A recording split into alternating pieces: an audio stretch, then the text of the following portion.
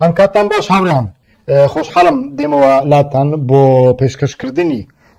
بەشی سێم بەرنامەی سێم لەسەر کێشەکانی فەڵەستین و ئیسرائیل لە هەردوو بەرنامەکانی پێشوودا باسمان لە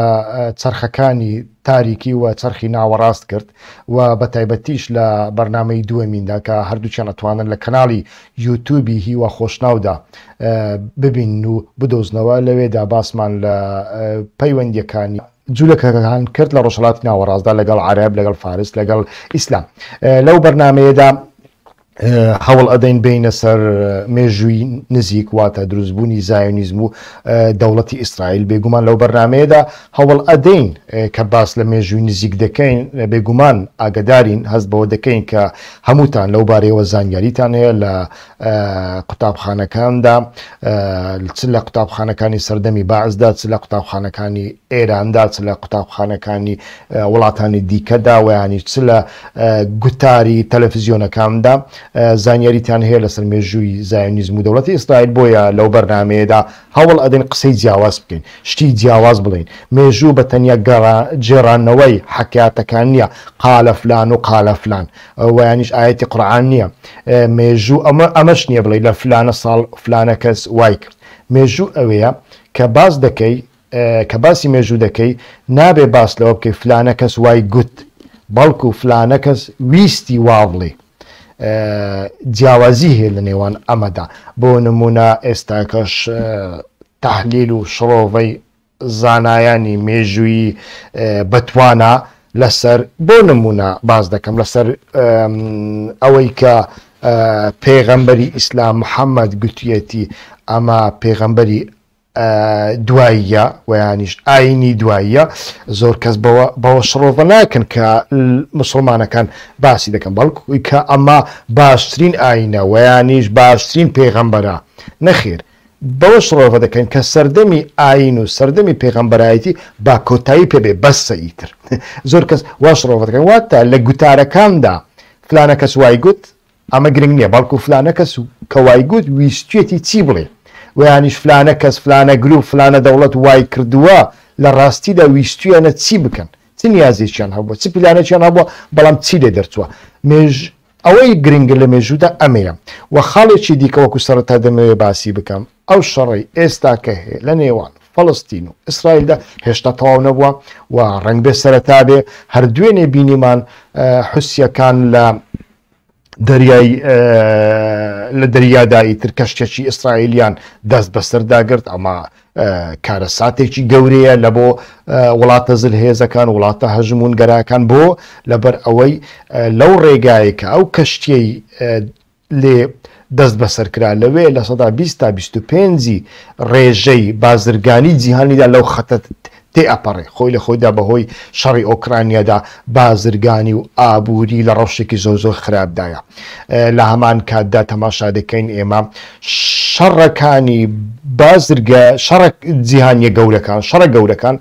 زیاتر لەسەر ڕێگای بازرگانی بوونە ئەم ڕێگایش ڕێگایکی بازرگانی زۆر گەورەیە و لە ئایندەشدا ڕەنگ ببێتە ڕێگایکی بازرگانی زۆر گەورە هەروەکو بینیمان لە پێش شەڕی غەزەدا کۆبوونەوەی جیبی ساز کرا و ئەمریکا ئەوڕۆپا هیند ئیسرائیل عەرەب بڕیاریاندا ڕێگایەکی نوێی بازرگانی ئابووری ساز بکەن کە لە بەرنامەکانی پێشوودا باسم کردووە نامەوێ دووبارەی بکەمەوە لە هەمان کاتدا چاودێرانی جیۆپۆلیتیکی ئیسرائیلی هەر پێش شەڕی غەزە زۆر باسییان لەوە کردووە کە دەبێ ئیسرائیل جگە لە ڕێگای دەریای سپی ناوەڕاست لە هەمان کاتدا لە ڕێگای قەنات سویزدا کە لە تواناییدا هەیە چونکە کەناڵێکی هەیە کە دەڕوانێتە سەر قەنات سویز لەوێدا بتوانێت ڕێگای بکاتەوە بۆ ئەوەی ڕێگای بازرگانی دەریایی لە نێوان ئیسرائیل و وڵاتە عەرەبەکاندا وڵاتانی کەنداودا وڵاتانی عۆماندا و لەوێوە بۆ دەریای پاسیفیک لەلایەک و لەلایەکی دیکەش لە بۆ ئەفریقا فراهەم بکە لە ئایندەدا خۆی لە خۆیدا لە سەردەمی دۆناڵد ترامپدا پیلانی ئاشتی نێوان عەرەب ئیسرائیل و یانیش بڵێن پیلانی ئیبراهیم ئەبراهام سازکرا ئەمە بەشێک بوو لە پیلانە بەڵام لەوێدا حەماس هەیە و هەتاوەکو حەماس لەوێ هەبێ ئەم خەونە هەرگیز پێک نایە بۆیە ناکرێ بڵێن ئێستاکە ئەو شەڕە لە غەزە کراوە بە تەنیا بریتە لە چالاچیەک بێگومان ئەو چالاچیە کۆمەڵێک دەستکەوت و کۆمەڵێک دەرفەتی بۆ حکوومەتی ئیسرائیل ڕەخسان بۆەوەی پیلانەکانی پێک بێنێ هەر بەو مەبەستەش بێ ڕنگ بێ ئەمریکا بەو شێوەیە بی هەوێ پشتگیری لێ بکات چونکە ئەوانی شارەزا و ئاگداری پیلانەکانی ئیسرائیل لە ئایندەداوە ئاگداری ئەمەنکە هەتا وەکو گروپێکی چەکداری وەکو حەماس لەو ڕێگایە بێ ڕێگای نوێی بازرگانی کە لە نێوان هیند و عەرەبستاندا بە ئوردن و ئیسرائیل تێدەپەڕێ دەگاتە بەندەری پیری یۆنان ڕنگ بێ جێبەجێ نەبێ و لە هەر ڕێگای بازرگانیەکان ڕێگای استراتیژی زۆر گەورەنە ئەگەر گروپێکی چەکداری لەو ڕێگایانە هەبێ ئەمە ئەم ڕێگایە هەرگیز دروست نابێ و سەر ناکەوێ. بە کورتی ئەمڕۆکە باس لە شتی جیاواز دەکەین شت گەلێک باز دەکەین کە ئێوە ڕنگ بێ بە شێوەیەکی دیکە بیست بتان و باس لە سەرەتایی دروستبوونی ئیسرائیل دەکەین کە ئەو ئیسرائیلە چۆن دروستکرا باس لە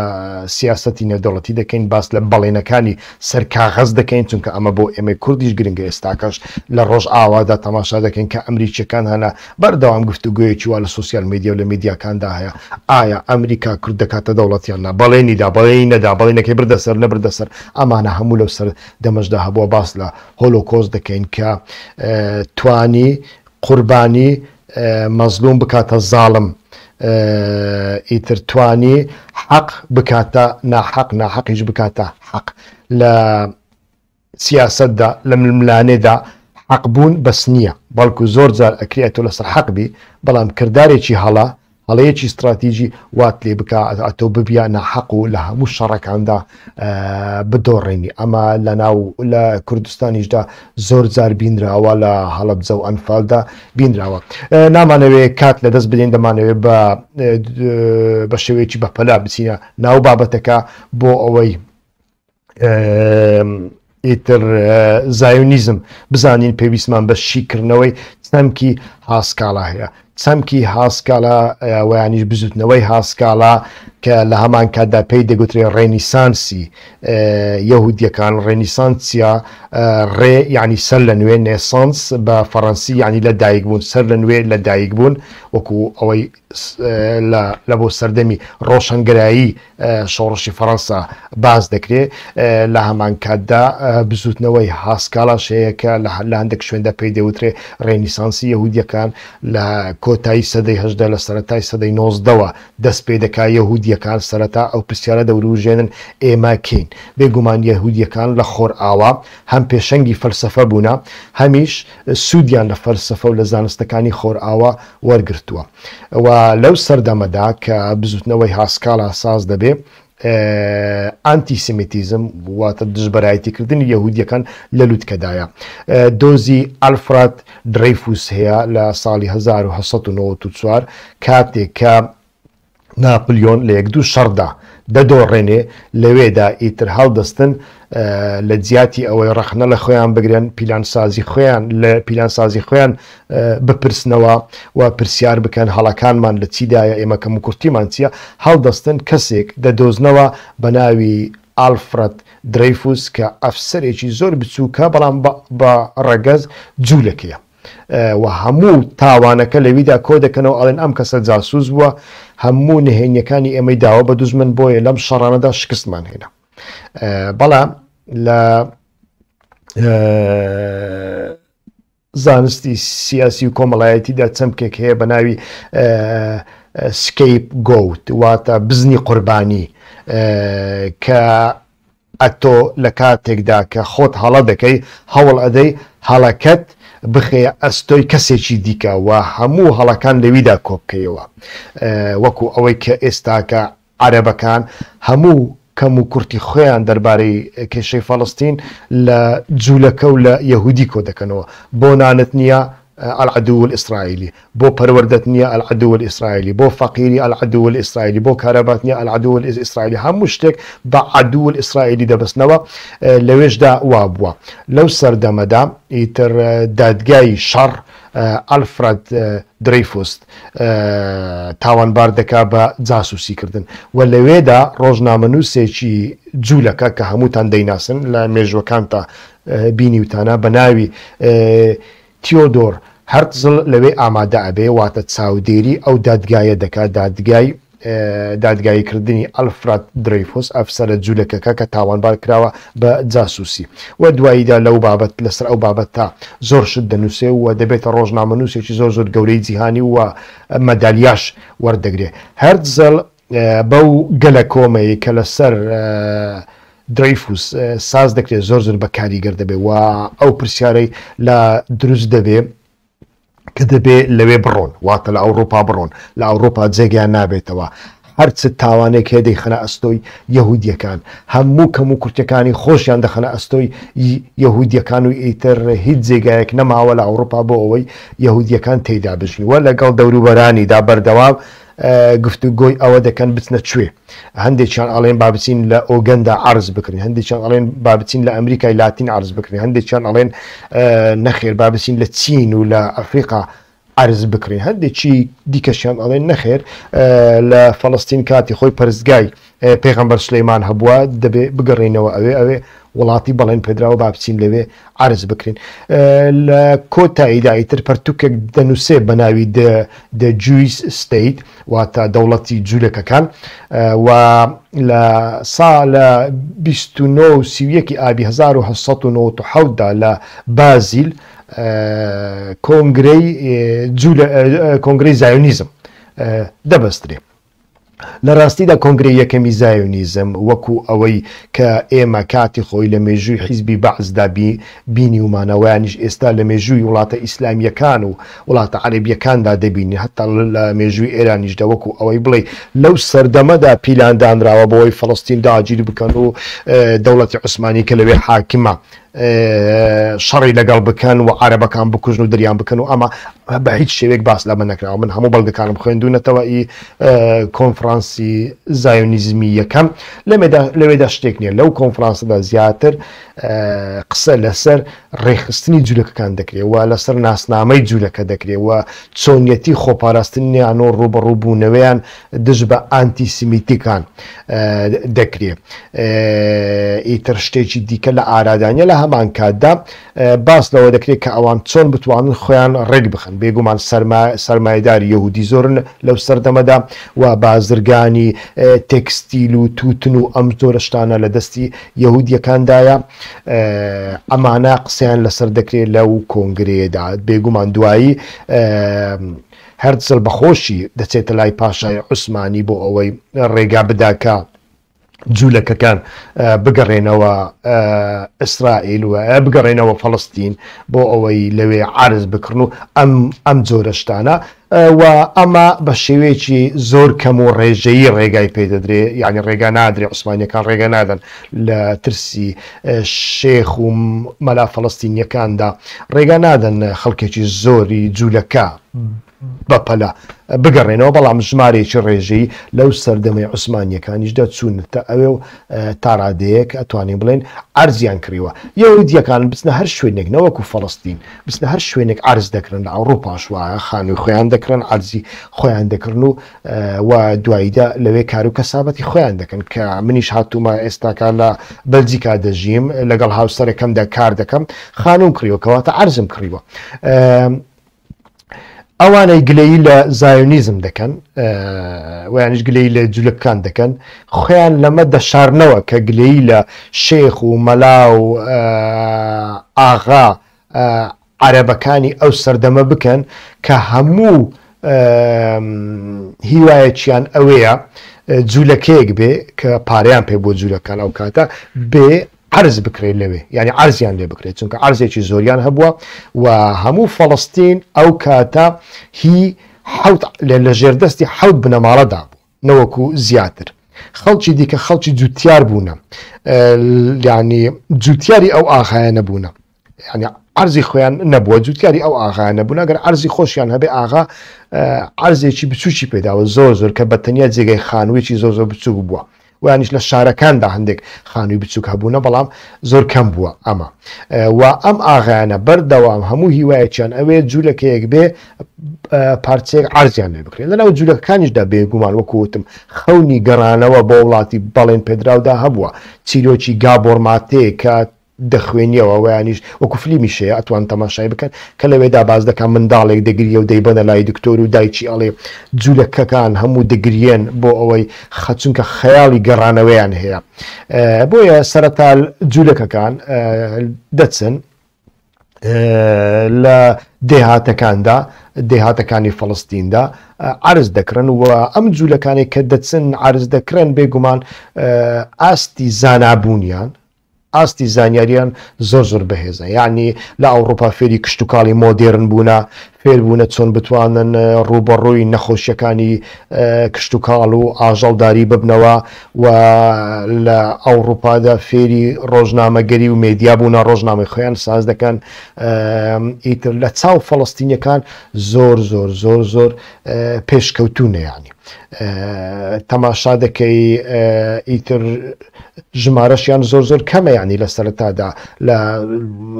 ینی لە ساڵی 1960 ئەوانەدا لە سەدی 2 لە سەدی 3 ژمارەیان بەڵام وەکوتم بە کاریگەرن و لە هەمان کات وەکو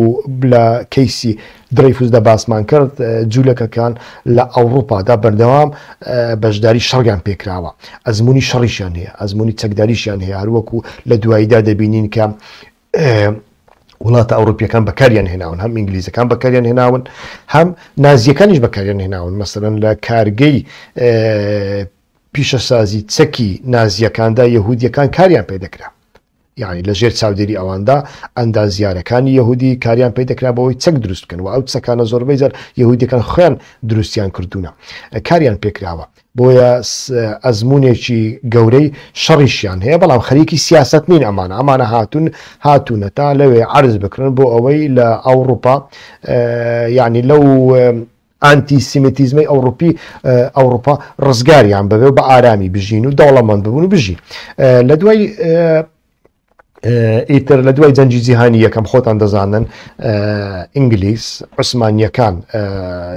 دەردەخا لە فەڵستین و لە هەمان کاتدا شێخ و مەلاکانی فەڵستینیش دژبرایەتی عوسمانیەکان دەکەن چونکە عوسمانیەکان هیچ کارێکیان نەکردووە بۆ ئەو وڵاتە عەرەبیانی داگیریان کردووە یعنی نە لە لیبیا نە لە شام نە لە دوورگەی عەرەبیدا هیچ کارێکیان نەکردووە ئەمانە بەتەنیا لەوێ ئیتر ئەو سامانەی کە هەبووە دزیویانە بردوویانە لەوێ حکمیان کردووە لەوێ حکمێکی بێسەروبەریشیان کردووە یعنی لە ئەنجامی ئەو بێسەروبەریەی دەوڵەتی عوسمانی دایتر وا دەبێت کە عەرەبەکان بەگشتی لاواز دەبن و بێگومان ئینگلیزەکان دەوریان هەبووە لە هاندانی شێخە عەرەبەکانیشدا و لەو سەردەمەدا بێگومان ناسیۆنالیزم لە ڕێگادایە کە لە ئەوروپاوە شاڵاوی ناسیۆنالیزم دێ بۆ ئەوەی هەرکەس دەوڵەتی خۆی دروست بکە ئیتر بەو شێوەیە مەسەلەکە ئەتوانین ببینن بەریتانیا سیاسەتێکی دووزەمسەری هەیە لە فەڵستیندا لەلایەک بەڵێنی بە شێخە عەرەبەکان و بەگزادە و ئاغاکان ئەدا کە لە ئایندەدا یعنی قۆناغی ئیمپریالیزم کۆتایی پێهاتووە ئێستا ئینتیدابە و لە ئایندەدا ئەو دەوڵەتە تەسلیمی خاوەنەکەی دەکەن هەروەکو کردیان یانی لە وڵاتانی عەرەبی هەموو ئەو وڵاتانی کە بەریتانیا و فەڕەنسا داگیریان کردبوون دوایی تەسلیمی عەرەبەکانیان کرد و دەوڵەتی خۆیان دروست کرد دەبوایە فەڵستینیش وا بکەن و بەڵێنێکی وا ئەدەن لەسەر کاغەزیش ئەمە هەیە بەڵام لە کۆتاییدا شتێکی کە ڕوئەدا و لە هەمان کاتدا لە دەوروبەری حەیفا و لە دەوروبەری تەل ئەڤیڤ لە کەنارەکاندا تەماشا دەکەین ڕێگاش دەدەن کە بەشێک لە جوولەکەکان بە شێوەیەکی ڕێژەی ڕێگادەن بەشێک لە جوولەکان لەوێ عرض بکەن و ئیتر جوولەکان هاتوونە کە هاتوونەتە ئەوێ عرضیان کڕیوە ینی ئاغاکان عرضیان پێ فرۆشتونە عەرەبەکان عرضیان پێ فرۆشتونە بەڵام دوای زیادبوونی ژمارەی یەهودیەکان و دوای ئەوەی کە دەبینن یەهودیەکان دوکان ساز دەکەن ڕۆژنامە ساز دەکەن و ڕۆشنبیرن بەتوانان بازرگانی دەکەن هەڵدەستن تاڵانیان دەکەن یعنی ئەمە شتێکە کە ناکرێ مێژونووسانی عەرەب مێژونووسانی ئیسلام حتا مێژونوسانی سۆسیالیستەکان و کۆمونیستەکانی دژ بە ئیسرائیل خۆیان لەمە لاڵ و کەڕ بکەن و کوێر بکەن ئەمە نەبینن یعنی لە سەردەمێکدا کە کیبوتسیەکان سەرەتاوە کیبوتسیەکان کۆمەڵگەی جوولەکەی کشتتوکاڵین لە فەڵەستین کاتێک کشتتوکاڵ دەکەن و دیان هەوێ ئەو بەروبوومانەیان بفرۆشن دوکانەکانیان تاڵان دەکرێت دوکانەکانیان دەسووتێن بە تایبەتی بە شەوان و بەرهەمەکانیان دەدزن و دەبن و ئەمە وا دەکا کە ئەمانە کە ئەمانیش ناچار بن وەکووتم ئەزمموی شەڕیان هەیە لە ئەوروپا چەک و تەقەمەنی پەیدا بکەن و یەکەمین جار تیمی شەڕی شەوانەی کیبوتسیەکان ساز دەکەن ئەمە یەکەمین تیمە و ئەو تیمە لە دواییدا کە دەوڵەتی ئیسرائیل دروست دەبێ یعنی بڕبڕە پشتی سوپای ئیسرائیل ئەمانە پێکدین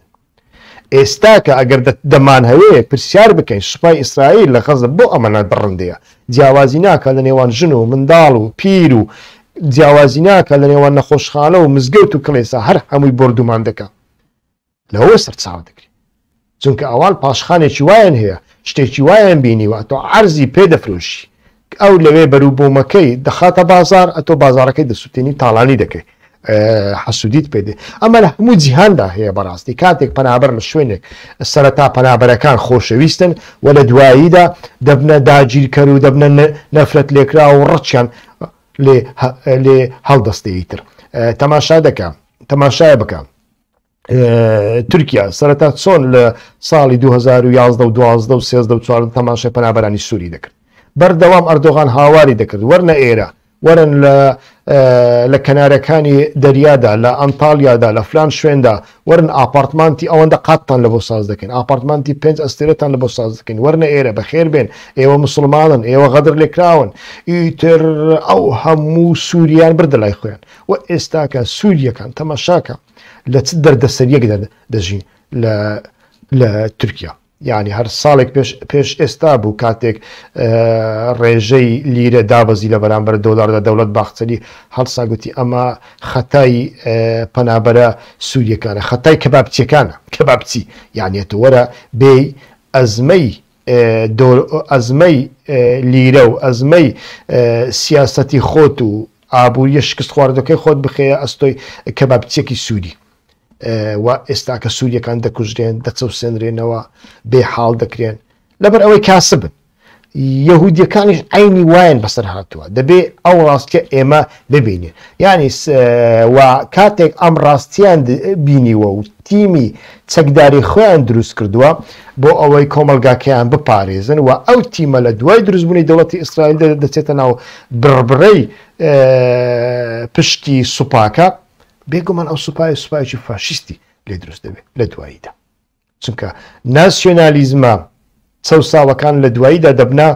ناسیۆنالیزمی فاشی ئەکرێ ببنە ناسیۆنالیزمی فاشی ئەمە دەبێت ئینسان ببینی بە کورتی لە دوای جەنجی جیهانی یەکەمیندا لەبەر دوو هۆکار ئەتوانین بڵێن هەم ئینگلیزەکان و هەم لەلایەکی دیکە جوولەکەکان و هەم لەلایەکی دیکە شێخە گەورەکان ئاغاکان تا ڕادەیەک کەیف خۆشن ڕەحەتن یعنی کێشێ و قەلەقیەکی وایە نییە سەرباری ئەوەی کە وەکووتم شەڕ دروست دەبێت لە نێوان کیبوتسیە جوولەکەکان و عەرەبەکاندا و کیبوتسیەکان ناچار دەبن تیمی شەوانەی خۆیان دروست بکەن بۆ ئەوەی ئەو کۆمەلگایانەی کە دروستیان کرێت کۆمەلگا کشتتوکاڵیەکان کە لە 7 ماڵ پێک دێن ئەمانە بپارێزن شەڕ دروست دەبێت سەرباری ئەوەش تەماشا دەکەین سەرەتا ترسێکی وان نییە لە دوای جەنجی جیهانی یەکەم چونکە ئینگلیزەکان تەماشا دەکەن ڕێژەی جوولەکان زۆر کەمە وەکووتم لە سەدا 2 لە سەرەتادا و ئەمە هیچ کاریگەریەک دروست ناکە قەلەقیەکیان بۆ دروست ناکە لە هەمان کاتدا ئەوان بەردەوام بەڵێن بە عەرەبەکان دەدەن ئارام بن لەسەر خۆ بن ئەم کێشانە دەبن لە شاردا شار بێکێشە نابێ ئیتر لە ئایندەدا دەتانکەین بە دەوڵەت وە لە هەمان کاتدا ئاغاکان و شێخەکان پێویستیان بەهاتنی ئەو جوولەکانە بۆ بۆەوەی عەرزیان پێ بفرۆشن چونکە لەو سەردەمەدا کەسی دیکە ناچێت بۆ پارەیەکی زۆر لە فەڵەستینێکدا عرض بکرێت بۆ بچێت لە فەڵەستین عرض بکرێت لە ئەسینا دەکرێت لە ڕۆما دەکرێت ئیتر لە مۆناکۆ دەکرێت بۆ بچێت لە پاریس دەکرێت لە لەندن دەکرێت بۆ لێ بکرێت بەڵام ئەمانە دەچن لە فەڵەستین عرز دەکڕن مەسەلەکە بەو شێوەیە. هەروەکو لە سەرەتاوە باسم کرد فەڵەستینیەکان لە حەوت بنەماڵە پێک دێن، هەر حەوت بنەماڵە ئاغان دەرەبەگن و ئەمانە لە بووە هەم ئەمانە و هەم دەوڵەتی عوسمانی پێشتر لە بواری پەروەردەدا هیچ کارێکیان بۆ خەڵکی ئاسایی فەڵەستینی نەکردووە، یعنی خەڵکەکەیان زۆر بە نەزانی و جاهیلی هێشتۆتەوە. لە هەمان کاتدا لەو سەردەمەدا سەرەتای دوای جەنگی جیهانی یەکەم سەرەتای تخمی ئیسلامی سیاسی دروست دەبێەوە، ئەو ئیسلامیە سیاسی تا دەگاتە حەسەن بەنا و سەید قوتب یعنی ئیخوان المسلمین تەماشاکە بەردەوام نەفرەت لە ئەوانی دیکە، نەفرەت لە جوولەکەکان، نەفرەت لە کریسیانەکان دەکەن و بەردەوام و تەماشا دەکەن ئیخوان المسلمین شەڕێکی زۆر گەورەی دژی کریسیانەکانی مەسڕ کرد و چەندی لێ کوشتن و شەڕیان کردووە لە دژی جوولەکەکانیش ئەمەش دەبینین و دەوڵەتی عوسمانیش لەو سەردەمەدا دەوڵەتێکی زۆر زۆر گەندەڵ بووە، ینی پێش جەنگی جیهانی یەکەم پێش دۆڕانی زۆر زۆر گەندەڵ بووە لە ناوە خۆیدا و نەخۆش بووە و لە دەرەوەشدا زۆر زۆر گەندەڵ بووە. ئیتر ئەو خەڵکە بەبێ پەروەردە دەمێنێتەوە لە بەرامبەر ئەواندا کۆمەلگایەکی دیکەی جوولەکە کە تازە دێتن تەماشا دەکەین زۆر زۆر پەروەردەکراون. ئەو کۆمەلگایە نەزانە و جاهیلە ناچار ئیتر لەبەر جەهالەتی خۆی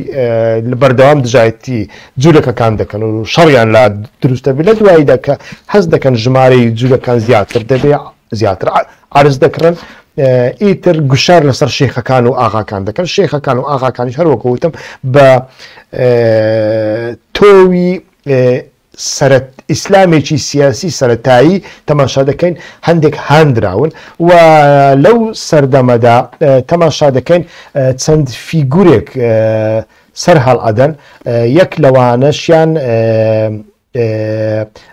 شێخ عیزەدین ئەلقەسامە وابزانم وێنەکەی ئێستا دەبینن. شێخ عیزەدین ئەلقەسام کە لە سووریایە سەرەتا دژ بە فەڕەنسیەکان دەجەنگێ و ئەم فیگورە دوایی لە فەڵەستین دەورێکی زۆر دەبینێ لە شەڕکردن لە بەرامبەر جوولەکەکان و لە دواییدا دەکوژرێ. ئێستا کەش سوپاکەی ئەلقەسام تەماشا دەکەین، فڕقەی ئەلقەسامی غەزە و فەڵەستین بە ناوی ئەمە کراوەتەوە تەماشاکە. ئیتر ئەمە سەرەتای کێشەکانە و لە هەمان کاتدا کەسایەتی دیکەمان هەیە تەماشا بکەن. ئەمەشیان ئەمین ئەلحوسەینیە. ئەمین ئەلحوسەینیش کە مفتی قودس بووە ئەو کاتە هەروەکو لەوێنەکەدا دەبینن دژ بە ینی دوای ئەوەی کە خەڵکەکە بەگشتی لە دژی جوولەکە هەڵدەستێ و ئەوانش فکرێکی دژبەرایەتی نەتەوەکانی دیکە و ئاینەکانی دیکەیان هەیە. ئیتر هەڵەیەکی زۆر زۆر گەورە دەکات دەچێتن لە بۆ دژایەتی کردنی جوولەکەکان لەگەڵ هیتلەر کۆ دەبێتەوە و جوولەکەکان ئەمە دەبینن، جیهان ئەمە دەبینی تەماشا دەکەن. ئیتر هیچ هەستێک لە بۆ ئەوە لە بۆ عەرەبەکان نامینێتەوە کە ئەمانە لەسەر حەقن و جوولەکەکان دێن پەیتا عەرزەکەیان لێ دەکڕن و ئەم جۆرەشتانە. یعنی ئەمە لە سیاسەتدا زۆر زۆر گرنگە. ئینسان کە لەسەر حەقیش بێ کاتێک ئەتۆ بچی لەگەڵ هیتلەر کۆ ببیەوە کە ڕۆژانە سەدان جوولەکە دەخاتە ناو فڕنی و سابوونیان لێساز دەکات لەبەر چاوی هەموو جیهان و ئەمە هەموو ڕۆژانە چاپ دەکرێت لە ڕۆژنامەکانی ئەمریکادا، بەریتانیادا، لە کەنەدادا، لە هەموو دنیادا بڵاو دەکرێتەوە. ئەمە لە دواییدا نەتیجەیەکی چۆنی لێ دەکەوێتەوە. ئیتر ئەمە ئەو کارە ساتەیە کە چۆن کاتی خۆی شێخەکانی نەقشبەندی و قادریەکان بەسەرکردەکانیان داهێنا شێخ و ئاغاکانی عەرەب بەسەر خەڵکی فەڵەستینیان داهێنا و ئەمە وای کرد ئیتر هەموو ناوچە جوولەکەکان ببنە گۆمی خوێن لە فەڵەستیندا، ببنە گۆمی خوێن. ئیتر لە بەرامبەر ئەمەدا زایۆنیستەکان هەڵدەستن گروپێکی چەکداری دروستەکەن بە ناوی هاجانا و یانیش هاگانە. بە هەمان شێوە ئەمانیش هەڵدەستن بە تیرۆرکردنی عەرەبەکان. ئیتر بەڵام هەتاوەکو ئەو کاتش ناتوانین بڵێن ژمارە یەهودیەکان زۆرە، یعنی لە ساڵی 1930 ئینگلیسەکان سەرژمێرێکیان کردووە و ئەمزانم ژمارەی یەهودیەکان لە سەدا دەیە ئەم کاتە، ینی لە سەدا دێ لە ساڵی 1930 و ئەم شەڕ و ململانەیە بەردەوام دەبێت. ئیتر ئینگلیزەکان زۆر بێزار دەبن، ینی چونکە ئینگلیزەکان هەتاوەکو ئەو کاتیش پیلانێکی ڕوونیان نییە بۆ دروستکردنی دەوڵەتی جوولەکە، پیلانیان هەیە و بەردەوام ئەو بەڵێنە لەسەر کاغەز بنووسرا و بە قسە بە شێخە عەرەبەکان دەدەن کە لە ئایندەدا ئەو فەڵەستینی تەسلیمی ئەوان دەکەن، دەوڵەتیان بۆ ساز دەکەن. بەڵام ئیتر ناچار دەبن لە دواییدا ڕێگایەک بدۆزنەوە، چونکە هەبوونی جوولەکە لەوێ بۆتە واقعیت. ئیتر لە مێژە هاتوونە تقریبا دەبێتە 20 ساڵێک خەڵکێکیان لەوێنە، خەڵکێکیان پێشتر لێ بوونە لە سەردەمی عوسمانیەکانیش هەندێک جوولەکە هەر لەوێ ماون. ئیتر نازانی ژمارەیان چەندە و ناکری ئەم جوولەکانە هەمیان دەربخەن لە هەمان کاتدا لە وەکو وتمان لە ئەڵمانیادا شاڵاوی دژ بە جوولەکان دەستی پێ کردووە، لە پۆلۆنیا دەستی پێ کردووە، ئیتر لە هەموو ئەوروپادا شاڵاوی ئەنتیسیمەتیزم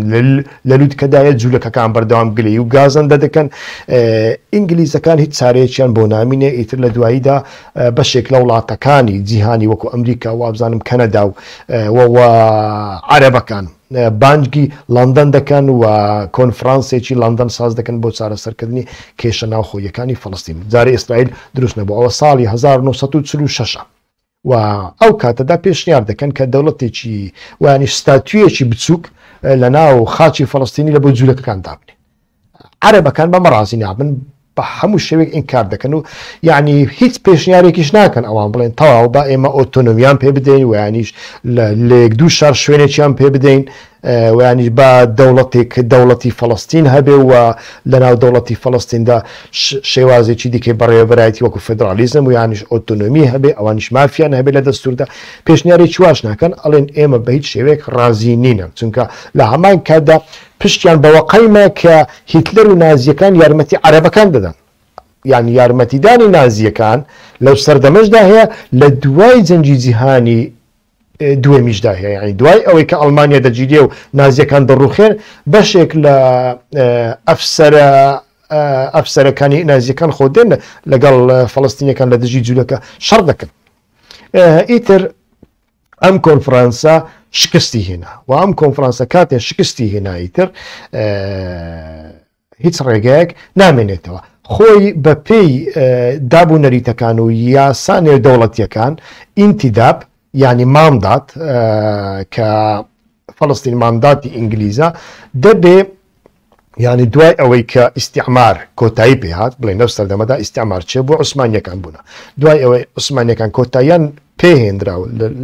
ئینتیداب هەیە. ئینتیداب شێوازێکی بەڕێوەبەرایەتی کاتیە، دەبێت لە دواییدا ئەتۆ ئەو دەوڵەتە تەسلیمی حکوومەتی ئەو وڵاتە بکەیت، حکوومەتێک دروستکەی وەکو ئەوەی لە سووریا دروستیان کرد فەڕەنسیەکان، وەکو ئەوەی ئینگلیزەکان لە عێراقدا ڕژێمی پاشایەتیان دروست کرد، وەکو ئەوەی ئینگلیزەکان لە دوورگە عەرەبیدا ڕژێمی پاشایەتی و چەند دەوڵەتیان دروستکردن و دەوڵەتەکانیان دا ئەوانە بەخۆیان دەرکەوتن. دەبوایە لە فەڵەستینیش هەمان شت ڕوویدا بووە، ئەوە دابوو نەرید بوو. بەڵام ئەمە ناکەن، بۆ ناکەن؟ لەبەر ئەوەی لە ساڵی 1940 لەلایەک لە ناو فەڵەستیندا شەڕی جوولەکە و عەرەبەکان زۆر گوڕ بووە و لەلایەکی دیکەش لە ئەڵمانیادا ئیتر بۆنی هۆلۆکۆست هەموو ئەڵمانیا دەگرێتەوە، یعنی بۆنی سووتاندنی تەرمی جوولەکەکان هەموو ئەڵمانیا دەگرێتەوە. ئەمەنە زۆر بووە ئەم کارە ساتە ڕۆژانە وەکوتم لە مێدیاکاندا لە ڕۆژنامەکاندا لە رادیۆکاندا ڕۆژانەوە بە هەموو سعاتێک باز دەکرێت. ئیتر نەتەوە یەکگرتووەکان هەڵەیەکی زۆر گەورە دەکا لە ژێرگوشاری هۆلۆکۆستدا کۆبوونەوەیەک دەکەن و لە ساڵی 1940 کە ئەو کۆبوونەوەی دەکەن لەوێدا بەتەنیا ئەو کاتەوەکو ئێستا نەبووە 100 قسوور دەوڵەت ئەندامینەتەوەی گرتوکار بوون، وابزانم 57 دەوڵەت ئەو کاتە بەڵێ 57 دەوڵەت ئەو کاتە ئەندامن و کێشەکە دەخەنە سەرمێز و دەنگدان کە ئەمە نابێ بکرێ و نەکراوە قەت نەکراوە، ینی ئینتیداب تەسلیمی ئەو حکوومەتە کرا وەکەوەی لە عێراق کرا وەکەوەی لە سووریا کرا و لە وڵاتانی دیکە کرا. بەڵام ئەمان هەڵدەستن دەیخەنە سەر مێزە و دەیخەنە دەنگدان ئایا لە فەڵەستین دەوڵەتێکی جوولەکە دروست بکرێ یان نا. لەو بینەدا لەو 57 دەوڵەتانەدا کۆمەڵێک دەوڵەت هەبوونە کە نەیانزانیوە فەڵەستین لە کوێی نەخشەی جیهاندا نێزانانی و فلسطین لە کوێ بەڕاستی بەڵام دەنجیان داوە وەکو ئەوەی کە ئێستا کەش لە کۆبوونەوەی نەتەوەی یەکگرتوەکاندا لەلایەک چین و رووسیا لەلایەک ئەمریکا و هاوپەیمانەکانی لە دژی یەکتر بیتەوە دەکەنیان دەنگ دەنگ بەکاردێن ئەو کاتش واکراوە لەو 57 دەوڵەتەدا 33 دەوڵەت دەنجیان داوە بۆ ئەوەی دەوڵەتی ئیسرائیل لە فەڵەستین ساز بکرێ و کاتێک ئەمە سازکرا ئیتر هەموو عەرەب و جوولەکەکان بەربوونە گیانی یەکتری و هەتاوەکو ئەمڕۆمان هات. ئەو بەرنامانە ئیتر درێژەیان دەبێت چونکە ئەمە بەتەنیا لایەنێکی مێژوویی نییە لایەنێکی ئایندەی هەیە کە لە ئایندەدا ئەو دەواازە ئابوووریەی کە ئەمریکیەکان و هندیەکان و عەرەبەکان و ئیسرائیلیەکان و ئەوڕۆپیەکان بڕیاریان لەسەرداوە ئەمە لە شوێنێکدا تێدەپەڕێ کە نزیکی غەزەیە و لە هەر شوێنێکدا کە ڕێگای بازرگانی پێدا تێپەڕ ببێ لەوێدا ناکرێ گروپی چەکداری هەبن کە ئەو وڵاتانە ناتوان کۆنتترۆلیان بکەن خۆی لە خۆیدا گروپی چەکداری لە هەموو شوێنێک ئەمە بۆ ڕۆژ ئاواش ڕاستە ئەمە بۆ پەکەکەشەیە ئەمە بۆ حیزبی دیموکرات و کۆمەڵەش وایە گروپی چەکداری بمانەوێ نەمانەوێ ئەو گروپە چەکداریانەی کە نادەوڵەتین ئەمانە